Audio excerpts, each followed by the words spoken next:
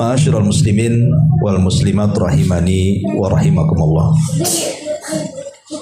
Surah Al-Qari'ah ini bicara tentang kondisi hari kiamat dan apa yang terjadi setelah kiamat, di mana manusia akan terbagi menjadi dua kelompok. Ada yang masuk ke dalam sorga dan yang lainnya masuk ke dalam neraka. Baik, kita akan mulai. Apa itu Al-Qari'ah? A'udzubillahi minasyaitonirrajim. Bismillahirrahmanirrahim. Al-Qari'atu mal qari'atu. Wa ma adraka mal qari'ah?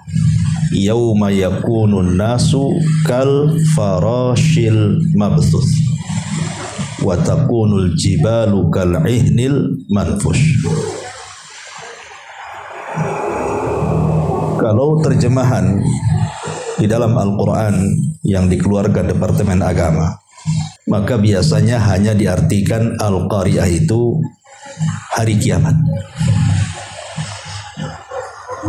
Tetapi kalau kita membahas secara makna Al-Qari'ah itu, apa Al-Qari'ah itu?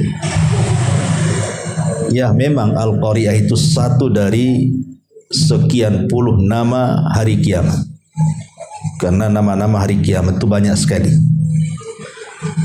Ada As-Sakhah dan begitu seterusnya, termasuk juga Al-Qari'ah. Al-Qari'ah itu diambil dari kalimat Al-Qara'. Al-Qara itu artinya sesuatu yang memekikkan telinga, sesuatu yang menjadikan kita mendengarnya itu takut. Karena memang Al-Qari'ah sendiri itu adalah suara yang keluar dari moncongnya sangkakala Israfil. Suara itulah yang kemudian menghancurkan alam semesta.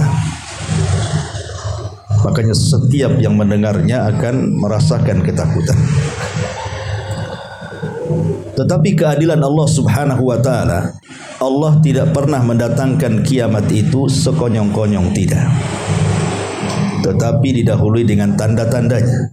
Ada yang disebut dengan tanda-tanda kiamat kecil, ada yang disebut dengan tanda-tanda kiamat besar. Tanda-tanda kiamat kecil boleh jadi 90% lebih. Sejak diutusnya Rasul sampai hari ini mungkin sudah berlaku. Hanya tinggal beberapa persen saja. Karena kita bisa saksikan setiap hari ada saja tanda-tanda kiamat itu. Tetapi tanda-tanda kiamat besar ini belum berlaku. Tapi kalau sudah terjadi maka tidak bisa dihentikan. Kalau tanda-tanda kiamat kecil itu kadang muncul, nanti tenggelam lama, nanti muncul lagi, hilang lagi, muncul lagi. Itulah tanda-tanda kiamat kecil. Tapi kalau tanda-tanda kiamat besar sekali satu muncul, maka akan terus berentet, terus-terusan itu bersambung sampai betul-betul kiamat dibangkitkan. Dan itu dimulai dengan khurujud Dajjal, keluarnya Dajjal.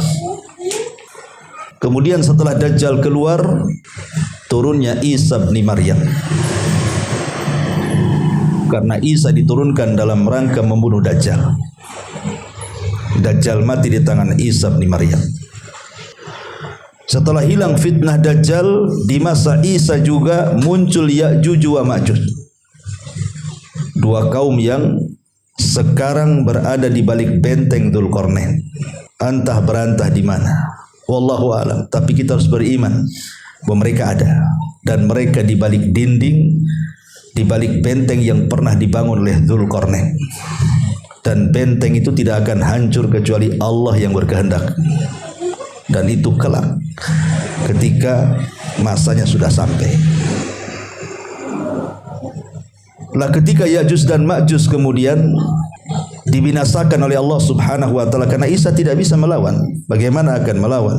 1 berbanding 999. Mana mampu kita lawan? Antum 1 lawan 10 aja belur.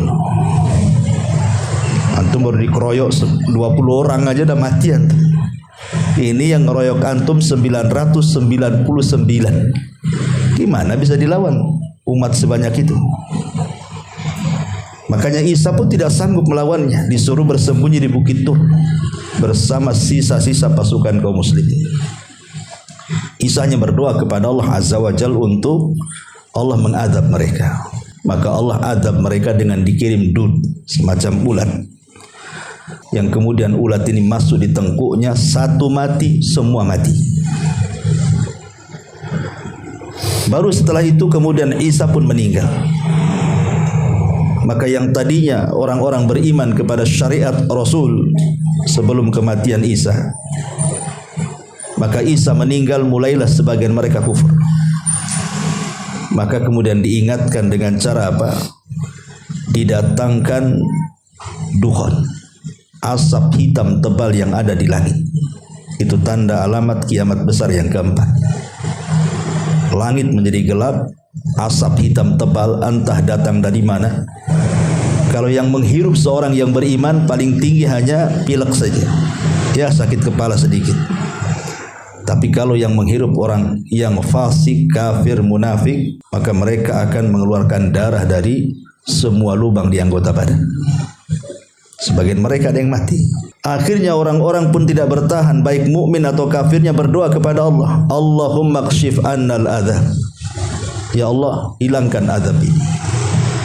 Akhirnya kemudian mereka berjanji kalau azab ini dihilangkan, yang tadinya kufur mau beriman. Tapi setelah dihilangkan azab ini, tiba-tiba tetap aja mereka kafir. Maka muncul alamat yang kelima. Ketika mereka sedang tertidur pulas, tiba-tiba kemudian bangun di pagi hari. Biasa orang-orang beriman, mereka bangun di pagi hari, mereka sholat subuh. Tapi orang-orang yang tidak beriman, mereka tidak sholat. Serta terbit juga. Ketika harusnya matahari tenggelam, malah terbit pula dari arah barat. Dan ketika matahari terbit dari arah barat, tobat manusia ditutup. Karena tobat itu akan diterima kalau tidak datang 2 waktu. Pertama sakaratul maut, yang kedua matahari terbit dari arah barat. Ketika mereka kemudian melihat matahari terbit dari arah barat, semua manusia menangis, mukminnya kafirnya, menyesal mereka. Tapi apa yang disesalkan? Semua sudah terlambat. Walaupun para penyembah berhala mereka membuang berhalanya sekalipun, tetap tidak diterima tobatnya.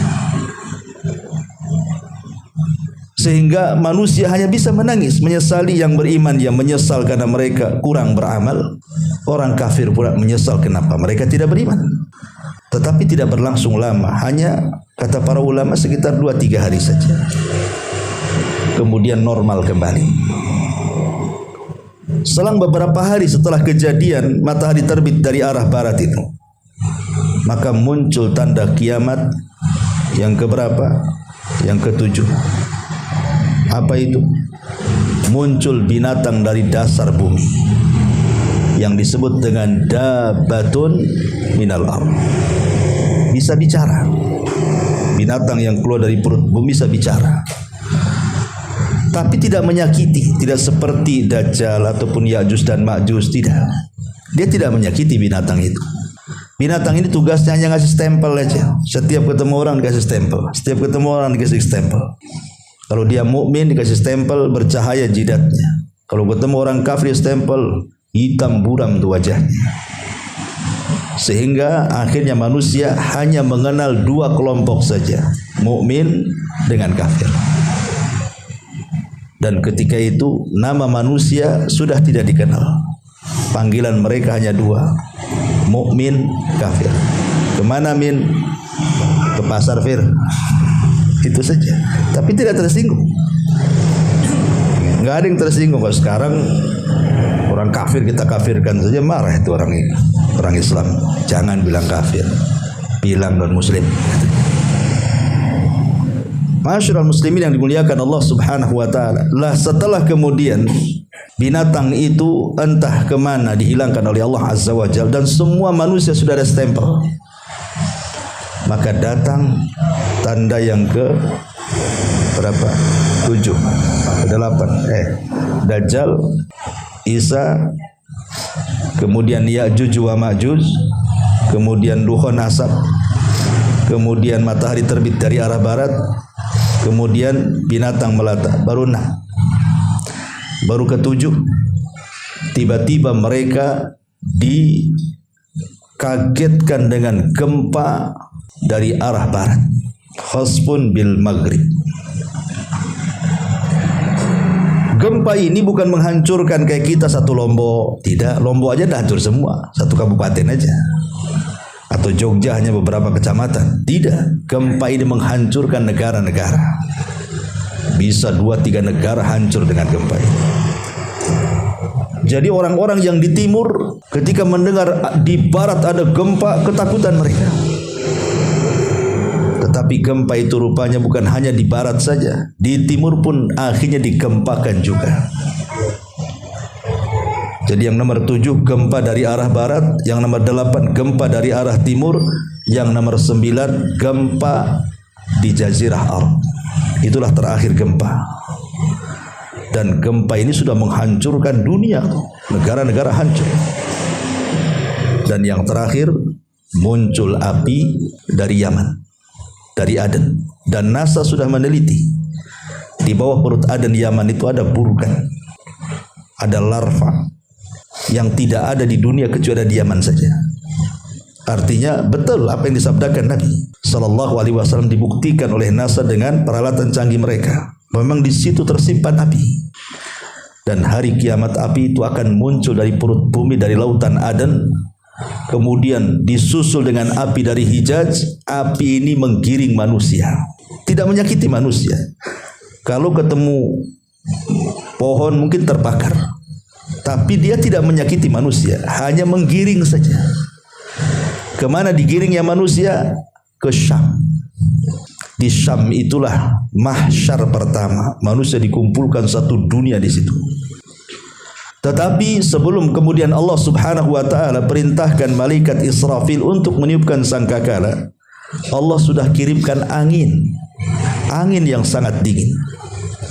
Angin itulah yang dihembuskan kemudian masuk ke ketiak-ketiak orang yang beriman, sehingga kalau ada iman walaupun sebiji dzarrah maka akan diwafatkan dengan angin itu, sehingga tidak lagi ada orang yang beriman yang hidup.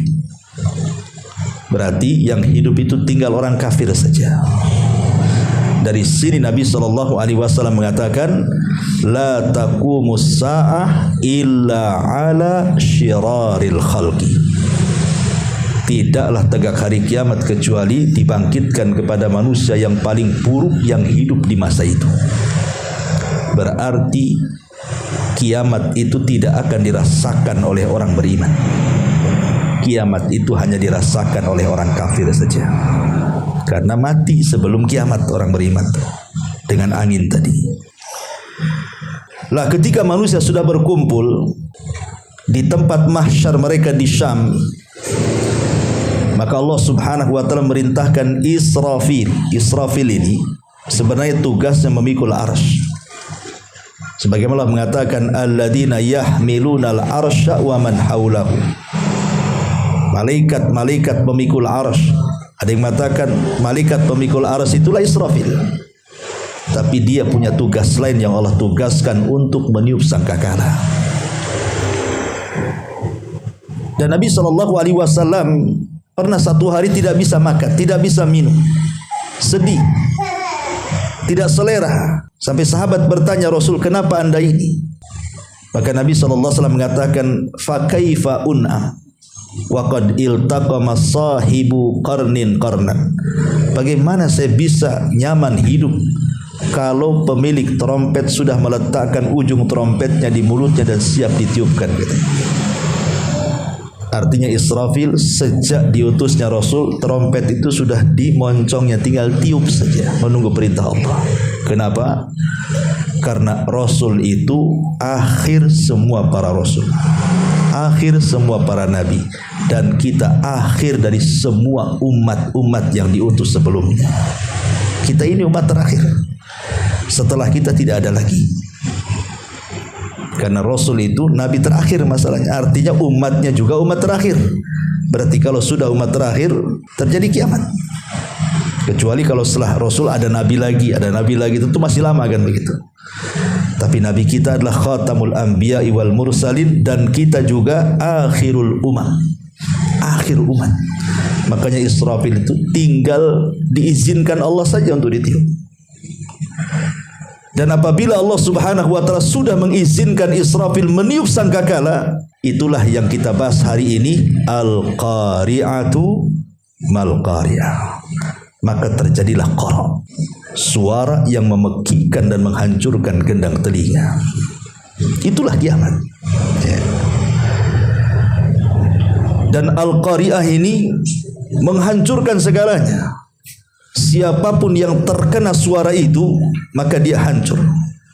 Gunung hancur, langit akan digulung, kemudian bintang berjatuhan, air diluapkan, bumi digempakan. Pokoknya siapa yang terkena tiupan itu, suara tiupan sangkakala itu, pasti akan binasa. Tidak manusianya, tidak jinnya, semua sak malaikat-malaikatnya, tidak ada yang selamat. Kullu man 'alaiha fan wa yabqa wajhu rabbika dzil jalali wal ikram. Semua akan binasa kecuali wajah Allah Subhanahu wa taala. Al-qari'atu mal-qari'ah. Wa ma adraka mal-qari'ah. Tahukah kamu apa itu qari'ah? Yauma yakunun nas kal farashil mabthus. Pada hari itu manusia seperti laron.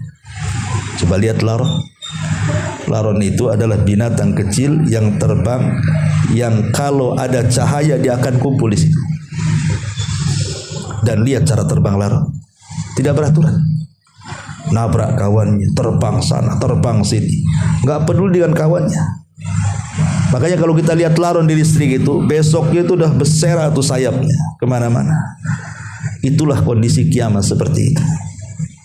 Bagaimana manusia sudah tidak ada aturan lagi. Mereka masing-masing menyelamatkan diri mereka. Lari sana, lari sini. Tapi apa gunanya?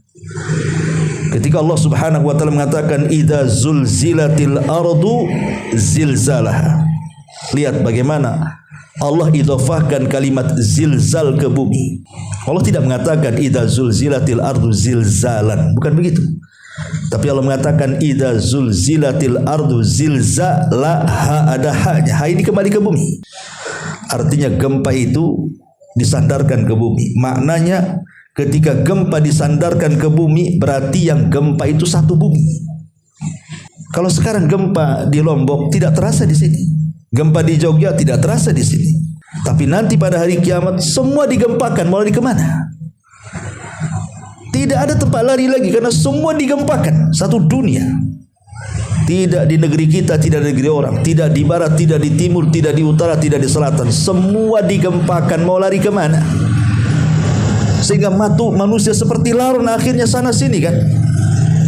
Dan subhanallah, ketika saya sedang ziarah ke Lombok ketika terjadi gempa, ya saya sempat datang ke sana memberikan bantuan dari saudara-saudara kita di sini. Bahkan kita juga buat masjid di sana. Jadi saya pernah dengan Ustaz Aswad bawa mobil ke atas bukit, mengasih bantuan di atas bukit itu. Ini orang dia bercerita sama saya, Pak katanya, waktu terjadi gempa katanya, saya sudah nggak ingat siapa-siapa katanya, nggak ingat istri, nggak ingat anak katanya. Yang ingat tuh gimana saya menyelamatkan diri. Karena saking dahsyatnya gempa itu, sudah nggak ingat siapa-siapa. Bahkan salah satu ustadz itu bercerita, ada seorang ibu salah ngambil anak, harus yang diambil anak diambil gulingnya. Salah ngambil dia. Disangkanya anaknya, gulingnya yang dibawa. Saking orang sudah panik ya, panik-paniknya gitu. Itu baru gempa. Gimana dengan kiamat? Makanya Allah ibaratkan laron tuh, yang nggak beraturan tuh keterbangnya sana sini tuh. Karena pada hari itu yauma yafirrul mar'u min akhi wa ummihi wa abi wa sahibatihi wa banih likulli imri'in minhum yauma idzin sya'nun yughnih, kata Allah. Orang lari dari saudaranya, lari dari ibu bapaknya, lari dari istri dan anaknya, semua sibuk ngurusi keselamatannya diri mereka masing-masing. Lihat, ini Allah hendak menggambarkan betapa dahsyatnya hari kiamat gitu maksudnya. Sehingga Allah ibaratkan laron, terbang sana sini, lari sana sini, tidak tahu apa yang harus dilakukan begitu. Dan ketika itu dunia tidak berarti bagi dia, tidak berarti bagi dia. Lihat ketika gempa, orang-orang yang rumahnya megah-megah itu lari juga ditinggalkan rumahnya, nggak peduli lagi dengan rumahnya, nggak peduli dengan kendaraannya, nggak peduli, yang penting selamat. Dunia sudah nggak berharga lagi di zaman itu. Dan itulah kondisi kiamat. Yauma yakunun nasu kal farashil mabthus. Dan Allah gambarkan makhluk yang paling kuat di bumi apa? Gunung. Makhluk yang paling kuat di bumi itu gunung, ikhwan. Isinya batu, macam-macam. Dan tidak bisa kecuali dengan alat berat kalau sekarang ini kan. Bahkan alat berat pun ada gunung-gunung yang tidak bisa dikeruk kecuali dibom. Artinya gunung itu makhluk Allah yang paling kuat, yang Allah tancapkan di bumi. Karena itu pasaknya. Kalau tidak ada gunung, kita jalan itu goyang. Karena ada gunung itulah maka stabil bumi ini. Karena gunung itu pasak bumi. Makanya yang masuk ke dalam itu lebih panjang dibandingkan yang muncul ke permukaan gunung itu. Karena dia pasak kan harus lebih. Kalau umpamanya saya buatkan pasak itu 1 meter, otomatis kan 2/3-nya kan harus masuk ke bumi kan. Paling yang muncul itu mungkin sedikit saja. Sebab kalau yang nancapnya sedikit ya cabutlah pasaknya. Otomatis gunung itu yang masuk ke dalam bumi lebih panjang lagi dibandingkan yang naik ke permukaan. Itulah pasak namanya. Lah bayangkan, gunung itu sudah jadi pasak sampai ke dasar bumi saja bisa tercabut itu. Sampai Allah mengatakan kal ihnil manfus, seperti kapas yang dihambur-hamburkan angin. Coba antum kalau dia ada bantal, ada kapasnya, kemudian kita ambil kapasnya, taruhlah kipas angin yang nomor 3 itu yang gitu kan, antum bikin terbang sana sini lah kapas tuh. Bayangkan gunung yang sangat-sangat berat bisa seperti kapas melayang ke sana kemari coba. Seolah-olah gunung itu tidak berbeban lagi, seolah-olah dihempas ke langit itu. Bayangkan gunung itu sampai di langit, dibenturkan gunung satu dengan yang lainnya. Baru hanya tinggal debu, itulah yang kembali ke bumi. Lah itu kita gak bisa terbayang bagaimana Allah Subhanahu wa taala menciptakan kiamat ini. Yauma yakunun nasu kal farashil mabthus wa takunul jibal kal ihnil manfush. Ma'asyiral muslimin yang dimuliakan Allah Azza wa Jalla. Kemudian Allah Subhanahu wa taala mengatakan, "Faman thaqulat mawazin fahuwa fi 'ishatir radiyah." Barang siapa yang berat timbangannya, maka dia berada di kehidupan yang sangat-sangat menyenangkan dan diridhoi Allah Subhanahu wa taala. Tetapi Allah mengatakan faman khaffat mawazinu, siapa yang ringan timbangan kebaikannya, fa ummuhu hawiyah. Maksudnya ummuh itu maksudnya apa? Tempat kembalinya. Ada yang mengatakan ketika dia dimasukkan ke neraka hawiyah itu kepalanya dulu, kakinya di atas. Fa ummuhu, kepalanya dulu yang diceburkan tuh. Hawiyah, ke neraka hawiyah. Wa ma adraka ma hiya, apa itu neraka hawiyah? Narun hamiyah, itulah api yang sangat panas. Api dunia ini hanya 1 bagian daripada 70 bagian api neraka. Itu saja kalau orang masuk api dunia itu hitungan detik sudah habis. Hitungan detik loh sudah habis. Jangan hitungan jam lagi. Itu baru api dunia itu. Macam mana api neraka? Yang api dunia itu juz'un min sab'ina juz'an, 1 bagian daripada 70 bagian panasnya api jahanam. Ma'asyiral muslimin yang dimuliakan Allah Azza wa Jalla, ketika Israfil meniupkan sangkakala yang pertama, dan pendapat yang kuat wallahu alam, ada yang mengatakan Israfil itu meniup sangkakala 3 kali. Tiupan pertama disebut tiupan kejutan, tiupan kedua disebut tiupan kematian, tiupan ketiga disebut tiupan kebangkitan. Tapi pendapat yang kuat wallahu alam bahwa Israfil itu hanya meniup sangkakala 2 kali. Pertama, tiupan kejutan plus dengan tiupan kematian, dan yang kedua baru tiupan kebangkitan. Saat Allah Subhanahu wa taala merintahkan Israfil untuk meniupkan sangkakala pertama, maka disitulah Allah Subhanahu wa taala wafatkan semua manusia, semua jin, bahkan semua malaikat. Sampai Allah Subhanahu wa taala memanggil Israfil. Ada yang tersisa dari makhluk yang berakal yang aku ciptakan, baik manusianya, baik jinnya, baik malaikatnya. Kata Israfil, ada. Yang belum mati adalah Jibril, Mikail, dan Malakul Maut. Maka kemudian Allah mengatakan kepada Malakul Maut, cabut semua nyawa orang-orang, malaikat-malaikat itu. Jadi Allah Subhanahu wa taala memanggil malaikat maut dan mengatakan siapa yang belum mati. Maka malaikat mengatakan Israfil, Jibril, Mikail, dan Israfil. Kata Allah Subhanahu wa taala, cabut 3 malaikat itu. Kenapa mereka diakhirkan? Karena ini pemimpinnya malaikat. Pemimpin malaikat kan 4. Jibril yang pertama, kemudian Mikail yang kedua, baru Israfil, baru malaikat maut. Nah, itulah pemimpin malaikat. Ini yang hidup di pemimpin malaikat nih. Maka Allah mengatakan kepada malaikat maut, siapa yang tersisa? Man baki? Maka kemudian malaikat mengatakan, Jibril, Mikail, Israfil. Kata Allah, wafatkan mereka. Maka malaikat maut mewafatkan Jibril, mewafatkan Mikail, dan mewafatkan Israfil. Kemudian Allah panggil lagi, man baki? Siapa yang tersisa? Kata malaikat maut, tidak ada illa abdukal fakir, kecuali hambamu yang fakir ini ya Rabb. Kata Allah, kalau gitu mati kau. Terakhir dia, malaikat mati juga. Maka tidak ada lagi yang hidup ketika itu. Tidak manusianya, tidak jinnya, tidak malaikat, sampai ke malaikat maut juga ikut mati. Saat itulah Allah hancurkan alam semesta ini, dari tiupan pertama sampai tiupan kedua. Abu Hurairah radhiyallahu anhu pernah ditanya, berapa jarak tiupan pertama ke kedua? Abu Hurairah mengatakan 40. Apakah 40 hari wahai Abu Hurairah? Aku tidak tahu.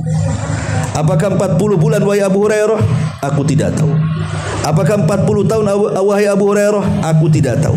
Yang jelas Rasul hanya menyebutkan angka 40. Bisa 40 hari, bisa 40 bulan, bisa 40 tahun. Wallahu a'lam katanya.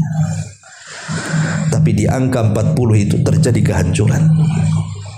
Idza zulzilatil ardu zilzalaha. Bumi digempakan.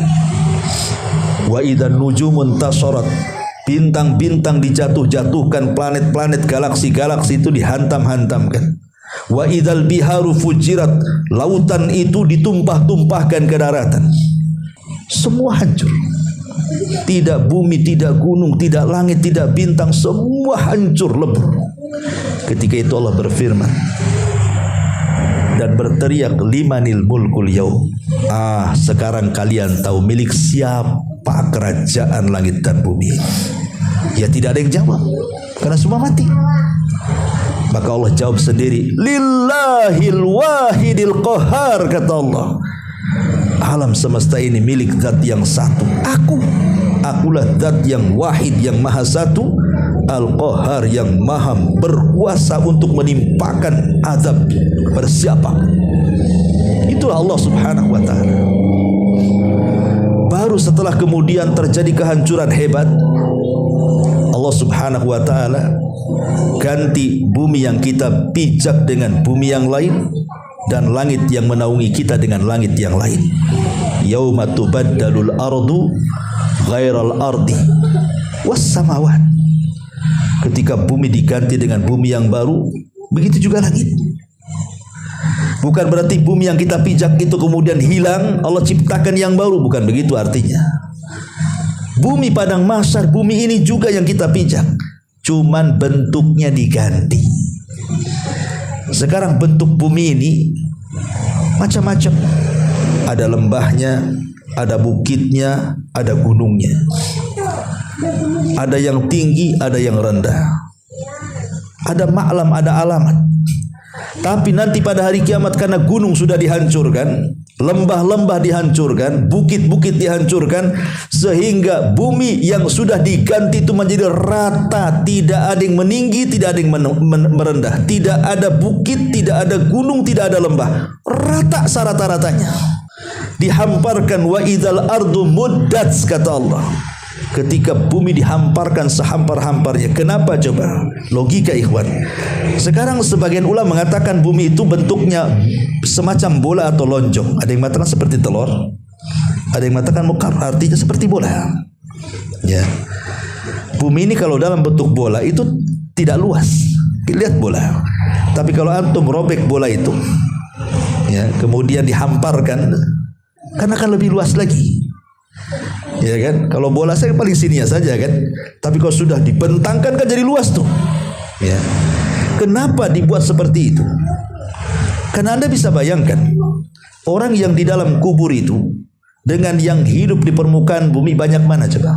Hari ini pasti banyak yang dikubur. Entah berapa miliar jiwa yang dikubur sejak Adam loh sampai hari ini. Kita tidak tahu jumlahnya. Yang jelas yang dikubur itu jauh lebih banyak dibandingkan yang hidup hari ini di permukaan bumi itu. Lah apabila Allah Subhanahu wa taala bangkitkan semuanya, membutuhkan tempat yang lapang. Makanya bumi itu harus diganti dan dirubah menjadi terhampar kemana-mana. Karena nanti Adam akan dibangkitkan. Semua umatnya dibangkitkan, mulai dari Ibrahim, umatnya Ibrahim, Nuh, umatnya Nuh, Saleh, umatnya Saleh, Syuaib, umatnya, semua sampai kepada Rasul dan seluruh umatnya. Orang yang pertama sampai yang terakhir hidup, bayangkan. Kalau tidak luas tempatnya, macam mana? Makanya harus diganti kan. Yauma tubaddalul ardu ghairal ardi. Bumi diganti sehingga terhampung karena tidak pernah diinjak dosa. Ketika Allah sudah membuat bumi ini terhampar, ya, sudah terjadi kehancuran yang luar biasa, bumi dihamparkan, kemudian jiwa-jiwa dihancurkan, kecuali ada makhluk yang dikecualikan saat kiamat tidak hancur. Ada yang mengatakan ruh tidak akan dihancurkan. Kalau dia ruhnya seorang mukmin diletakkan di Iliyin, kalau ruhnya orang kafir diletakkan di Sijin. Yang kedua, tulang ekor manusia tidak akan dihancurkan. Sehebat apapun kiamat, tulang ekor itu tidak akan hancur. Walaupun kecil, terkadang tidak bisa dilihat kecuali dengan alat. Ya, tapi tulang ekor itu tidak mungkin hancur karena dari situ manusia dibangkitkan. Setiap kita punya tulang ekor. Tulang ekor tidak akan hancur. Walaupun dibakar, walaupun apa, tetap. Walaupun tidak bisa dilihat kecuali dengan alat. Tapi dari situlah kita dibangkitkan. Neraka, aras, kursi, ya, tidak akan dihancurkan. Itu yang dikecualikan saat kiamat itu maksudnya. Lah setelah bumi terhampar, disitulah Allah Subhanahu wa taala turunkan hujan. Maka hujan ini akan membasahi semua bumi yang baru diganti. Kemudian hujan inilah yang akan menyentuh setiap tulang ekor sejak zaman Adam sampai yang terakhir mati. Maka tiba-tiba Allah Subhanahu wa taala mengembalikan ciptaannya menjadi manusia di dalam kubur semuanya. Kemudian Allah katakan wa alqad ma fiha wa takhallat, atau dalam ayat yang lain wa akhrajatil ardu athqalaha. Kami keluarkan beban-beban isi bumi, maksudnya jasad manusia yang sudah jadi karena hujan tadi. Allah mampu menciptakan kembali, ikhwan. Kemudian dilemparkan ke permukaan ruh. Ya. Sejak zaman Adam sampai yang terakhir mati. Disitulah Allah Subhanahu wa taala perintahkan yang pertama kali dihidupkan siapa? Israfil. Kemudian Allah perintahkan kepada Israfil, tiup sangkakalamu yang kedua kalinya. Ditiuplah sangkakala. Ketika ditiup sangkakala oleh Israfil kedua kalinya, Allah katakan wa idzan nufusu zuwizat. Apabila ruh dilesatkan dan masuk ke jasadnya masing-masing. Ruh yang dari Iliyin dilesatkan semuanya ke bumi yang baru. Ruh yang ada di Sijin dilesatkan semuanya dan tidak tertukar satu ruh dengan jasad yang lainnya. Itulah yang disebut dengan hari kebangkitan. Tiba-tiba ketika ruh masuk, semua bangkit. Ketika semua bangkit, orang-orang kafir mengatakan, ya wailana, tidur kami ini katanya. Tapi orang yang beriman, mereka mengatakan, hadza ma wa'adar rahman wa sadaqal mursalun. Ini janji Allah, benarlah ucapan para rasul itu. Sehingga orang kafir kemudian lari ke sana, lari ke sini, karena sudah tidak ada maklam, tidak ada alamat lagi.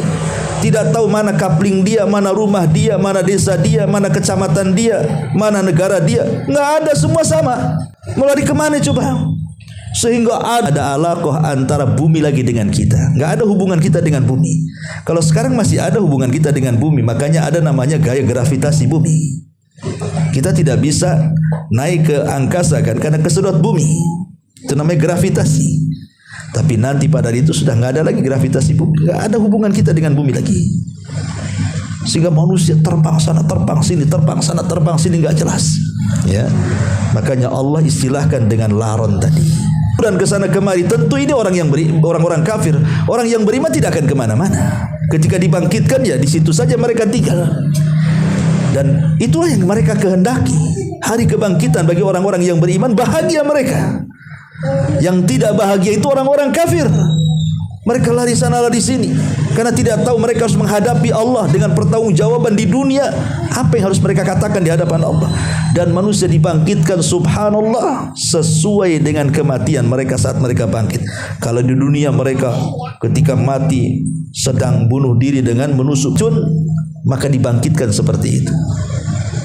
Kalau di dunia dia sedang menzalimi orang, begitulah dia sedang dibangkitkan. Tapi kalau di dunia sedang baca Quran kemudian mati, maka dibangkitkan sedang baca Quran. Kalau antum sedang haji kemudian mati, maka dibangkitkan antum sedang mengatakan labbaik Allahumma labbaik. Pokoknya manusia akan dibangkitkan sesuai dengan kematiannya. Makanya kenapa kemudian kita disuruh untuk berdoa kepada Allah supaya kita matinya husnul khotimah itu, karena orang dibangkitkan seperti itu. Minta kepada Allah, ya. Ma'asyiral muslimin yang dimuliakan Allah Azza wa Jalla. Lah, setelah kemudian manusia berhamburan ke sana kemari, baru kemudian adalah satu panggilan. Di mana panggilan ini memerintahkan semua manusia mukmin kafirnya, yang orang kafirnya entah kemana-mana, supaya kumpul di satu tempat ini. Tempat inilah disebut padang mahsyar. Manusia dikumpulkan di satu tempat di situ. Dan mereka posisinya berdiri. Tidak ada yang tidur, tidak ada yang duduk, semua berdiri. Yauma yaqumun nas li rabbil alamin. Kenapa coba? Kenapa tidak ada yang duduk? Kenapa tidak ada yang baring? Kenapa yang tidak ada yang tidur? Masalahnya matahari didekatkan di atas kepala 1 mil. Kemudian keringat bercucuran. Orang-orang tenggelam dengan keringatnya. Ada yang selutut, ada yang sepusar, ada yang sedada, bahkan ada yang sampai telinga, bahkan ada yang tenggelam dengan keringatnya sesuai dengan amalannya. Macam mana mau duduk? Macam mana mau baring? Jadi posisi mereka berdiri saja tuh. Orang sedang upacara tuh, diri saja. Gimana coba 1 hari antum berdiri nggak kuat, pingsan. Apalagi Allah mengatakan 50.000 tahun di situ. Tentu 50.000 tahun itu bagi orang kafir. Kalau orang beriman sesuai dengan hisabnya. Kalau hisabnya mudah ya sebentar aja berdiri situ. Kalau hisabnya sulit ya agak lama. Gitu ya. Tapi kalau hisabnya sulit bisa saja lama selama orang kafir. Wallahu a'lam. Ya. Tapi disitulah terjadi proses, banyak proses. Proses tentang haud telaga Rasul, kemudian ada syafaat, ada penampakan amal, ya, ada pembacaan buku, ada pengambilan catatan, macam-macam di situ, sampai kepada timbangan. Kata Allah Subhanahu wa taala dalam surat ini, fa amma man thaqulat mawazin, maka siapa yang berat timbangannya. Makanya saya nasihati, carilah amalan-amalan di dunia ini yang bisa memberatkan timbangan kita. Seperti apa contohnya? Ya. Banyak amalan-amalan yang bisa memberatkan timbangan kita. Saya sebutkan secara singkat saja. Ya. Di antara amalan-amalan pemberat timbangan itu yang pertama, ya tentu tauhid, sudah jelas. Ya, kokohkan tauhid. Karena nanti pada hari kiamat itu, ingat hadis Bitokoh, ada orang yang didatangkan di hadapan Allah Azza wa Jal membawa 99 catatan. Kemudian Allah katakan, coba bentangkan satu catatanmu tuh. Baru satu catatan sejauh mata memandang, kesalahan dia semua. Ketika dia melihat catatannya, langsung down dia. Kemudian Allah mengatakan, ketika dibacakan satu catatan itu, betul itu kesalahanmu? Iya. Betul itu kesalahanmu? Iya. Sampai akhirnya dia sudah putus asa, seolah-olah tidak ada kebaikan untuk membandingi catatannya baru satu. Gimana yang 98-nya itu? Sehingga Allah mengatakan, halaka Hasan, apakah kau punya kebaikan untuk membandingi catatan burukmu ini? Ya Rabb, kalaupun aku punya kebaikan, buat apa dengan catatan sebanyak ini, katanya. Karena dia sudah putus asa, sudah berjalan ke neraka. Allah panggil, tunggu kamu di sini. Kau ini punya kebaikan yang bisa membandingi semua catatan burukmu ini. Tiba-tiba Allah keluarkan kartu sakti. Kartu sakti itu tulisannya apa? La ilaha illallah. Rupanya itu amalan dia di dunia, mentauhidkan Allah. Mungkin dia banyak dosa, tapi tauhidnya tetap dia. Ya, mungkin dia terjerumus kepada zina, kepada khamr, kepada judi, kepada ghibah, kepada yang lain. Tapi dia tidak mau melakukan kesyirikan. Dia tidak akan datang ke dukun, dia tidak, enggak mau. Mungkin dosa-dosa besar ya, tapi tauhid teman itu pula modal dia. Ya. Modal tauhid itulah ketika ditimbang kartu itu dengan 99 catatan yang semuanya keburukan, lihat bahasa hadis, tosat bihinna la ilaha illallah, melesat ke atas la ilaha illallah. Karena timbangan di akhirat itu kalau berat ke atas, kalau timbangan di dunia kalau berat ke bawah, ya. Kalau di akhirat ke atas, ya. Melesat la ilaha ke atas itu menunjukkan berat timbangannya. Karena sorga itu sifatnya darajat, makin atas makin bagus, makin atas makin indah, makin atas makin luar biasa. Neraka itu sifatnya ke bawah, makin bawah makin jelek, makin bawah makin serem, makin bawah makin menakutkan. Atas bukan ke bawah. Lah, ini menunjukkan apa? Bahwa tauhid itu pemberat timbangan. Maka belajar tauhid, ya, supaya mudah kita ini mendapatkan timbangan amal. Selain tauhid juga husnul khuluq, berusaha untuk berbaik akhlak. Karena itulah yang bisa memberatkan timbangan itu adalah akhlak yang baik.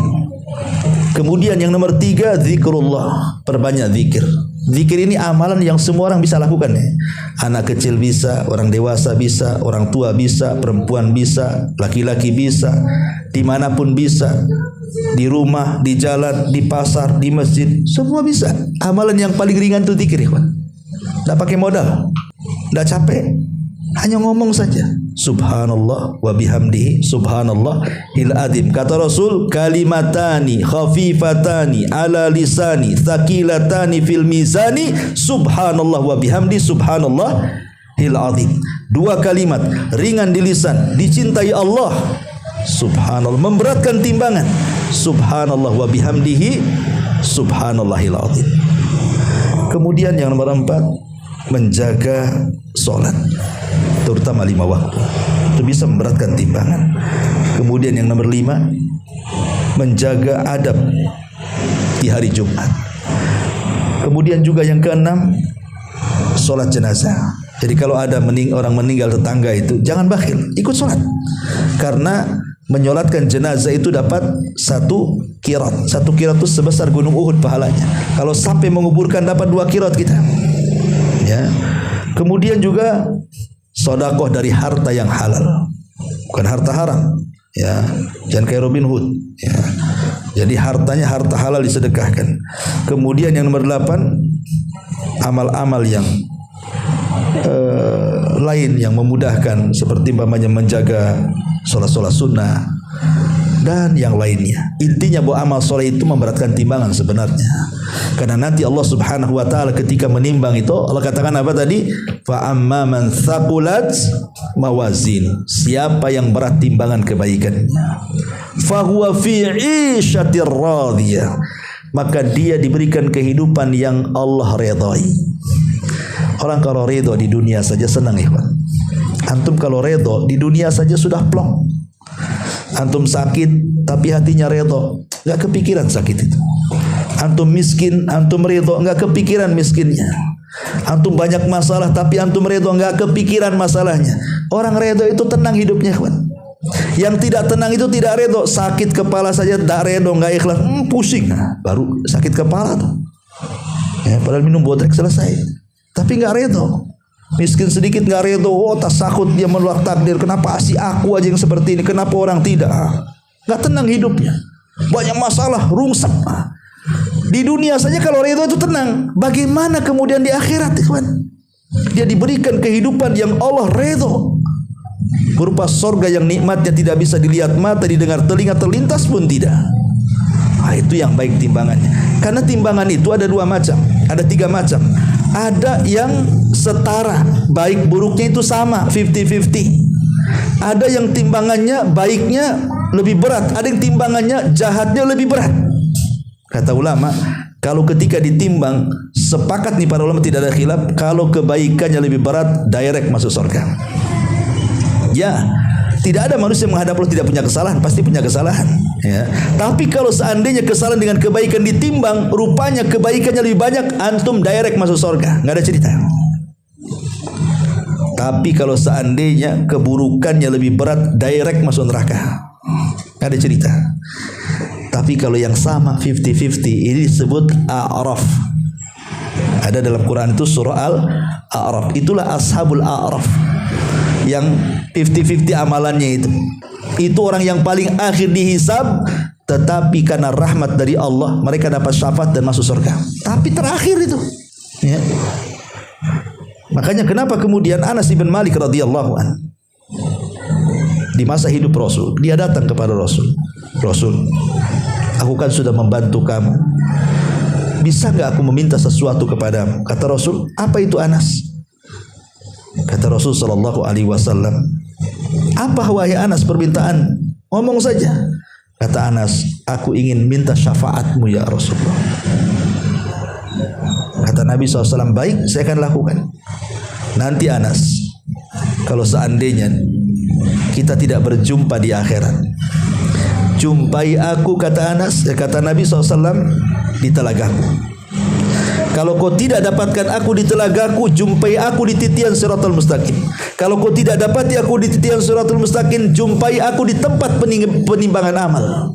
Karena aku tidak mungkin tidak kecuali ada di tiga tempat itu.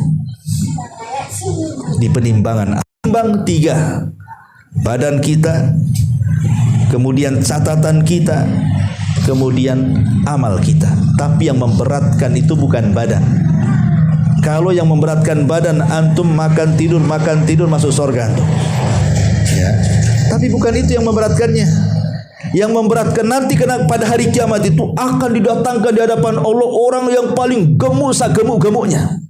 Ketika ditimbang, rupanya tidak lebih daripada sayap nyamuk timbangannya, ringan. Tapi ada orang yang kurus kering ditimbang, tapi karena amalannya luar biasa, berat pula tuh badan dia. Lihat Abdullah bin Mas'ud, orangnya ceking sekali. Abdullah bin Mas'ud tuh sahabat Nabi, naik pohon kurma, datang angin, tersingkap jubahnya, nampak betisnya hanya tulang dibalut, kulit tidak ada dagingnya, saking kurusnya. Sahabat tertawa. Kata Rasulullah, la tadhaku, jangan tertawakan dia. Dua betisnya Abdullah bin Mas'ud walaupun kayak gitu, kalau ditimbang di hadapan Allah lebih berat dibandingkan gunung Uhud, kata Rasul. Ya, karena yang ditimbang berat ringan itu bukan badan tapi amalannya. Itu yang akan menjadikan timbangan ini bisa berat, bisa ringan. Tapi kalau sampai kemudian ringan amalan kebaikannya, fa ummuhu hawiyah, akan dijungkirkan untuk kepalanya di bawah kakinya di atas ke neraka hawiyah. Apa neraka hawiyah? Narun hamiyah. Itulah neraka yang panasnya, dahsyatnya luar biasa.